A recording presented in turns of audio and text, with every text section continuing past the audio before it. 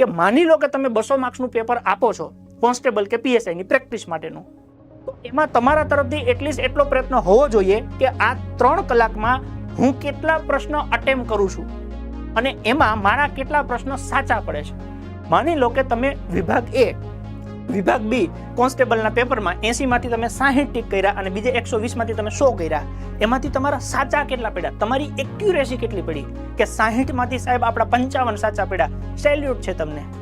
તમે ઈ શીખો કે જે પ્રશ્ન મને નથી આવડતો એ પ્રશ્નને મૂકી દો, એની પાછળ ખોટો સમય ના બગાડશો, પણ જે પ્રશ્ન તમે અટેમ્પ કરો, જેને તમે સમય આપો, જે તમે ટીક કરો, એ તમારું 100% કન્ફર્મ હોવું જોઈએ. તો તમને ખબર પડે કે મારી રેન્જ ક્યાં પૂગી છે. પીએસઆઈમાં તમે 100 અને 100 એમ કરીને 200 માર્ક છે, એમાંથી માની લો કે 100 માંથી તમે પહેલી વખતે 66 ટીક કર્યા વિભાગેમાં, ઓકે, એ 66 માંથી તમે 62 સાચા પડ્યા. દોસ્ત મારે આ જોઈએ છે.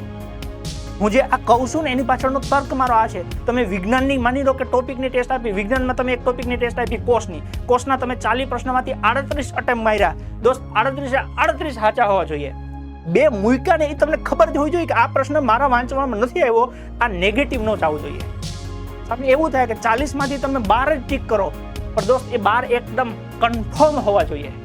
ભલે મૂકી દીધા બાકીના વાંધો નહીં, તમે 28 મૂકી દો ને એનો વાંધો નહીં, પણ 12 તમે ગોતીને ટીક કરો ને કન્ફર્મ હોવા જોઈએ. બસ આ ટેવ પાડી લ્યો. આ પરીક્ષામાં તમને પાસ કરાવવા માટે અને ટોપર બનાવવા માટે આ ટ્રીક કામ લાગશે કે તમે જે પ્રશ્નને પકડો છો, ઓકે, એ સાચો જ હોવો જોઈએ અને તમે જેને મૂકો છો એ જ હોવો જોઈએ. પછી એમાં ગેંગે ફેંકે કરવાનું થતું જ નથી. ટીક કરી દઉં થઈ જાય તો, ઓકે, એમ થઈ જાય તો અત્યાર સુધી થઈ ન ગયું હોત, ન થાય. મહેનત કરી હોય તો જ થાય, ન થાય.